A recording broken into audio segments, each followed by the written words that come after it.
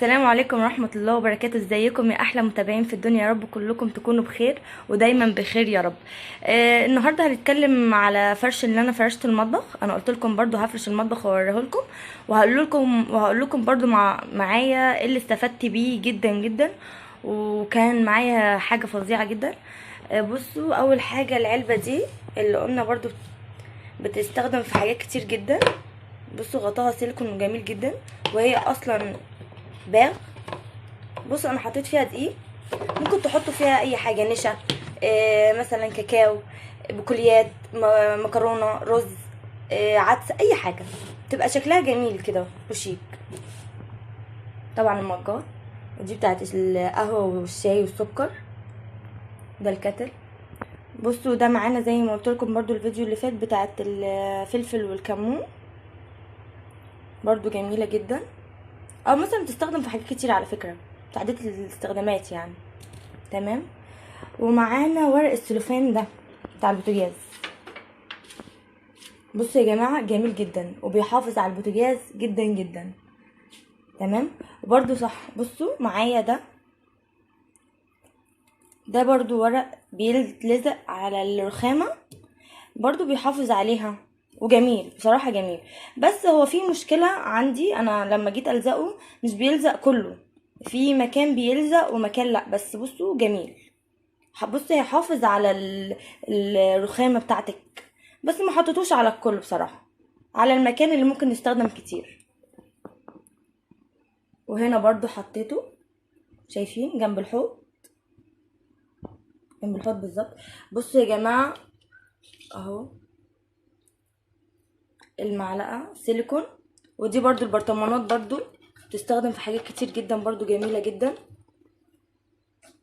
بصوا يا جماعه المعلقه السيليكون دي برضو بتستخدم مثلا في الحلل الالومني، الحلل الاسفل، السيراميك، مثلا الحاجات اللي بتتجرح، دي احلى بكتير طبعا، انا بشتغل بيها على طول. تمام.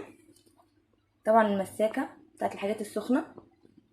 وهنا شايفين البرطمانه التانية، بصوا يا جماعه برضو دي انا جايبه منها 2. شايفين الورد الجميل ده؟ بصوا ادى المطبخ شكل جميل جدا. بصوا يا جماعه انا عندي علقه المجات وعلقه الكاسات، شايفين جميله ازاي؟ برضو بتساعدك برضو لما يبقى عندك ضيوف ولا حاجه حاجه سريعه كده.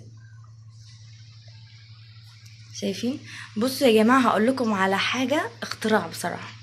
بصوا انا جبت ده، اسمه قهر الدهون. تمام. قهر الدهون ده من مكه، والله يا جماعه مش اعلان ولا اي حاجه، بس هو يعني في منتهى الجمال. يعني انا رشيت على البوتاجاز وعلى الفرن بتاع البوتاجاز، بصوا حاجه وهم، طلع الدهون كلها كلها. بجد بنصحكم ان انتوا بجد تجربوه. وبصوا يا جماعه قبل طبعا ما تستخدموه البسوا جوانتي. تمام. بس مش الجوانتيات دي طبعا، في جوانتيات بتتباع في الصيدليات، هي سيليكون، هتحافظ على ايديكي. تمام. عشان هو تقريبا هو صعب شويه، فهتوب بجد جميل. هو من مكة، انا جبته اونلاين، فلو حابين تعرفوا اللينك اللي انا جبته من عنده انا ممكن انزله لكم في الكومنتات. بصوا بجد بجد انا هجربه معاكم في فيديو، في الشفاط، يعني نعمل بيه الشفاط مع بعض. بجد يعني انا جربت حاجات كتير جدا جدا في البوتاجاز. طبعا غصب عنك بيجي زيت، اي دهون طبعا.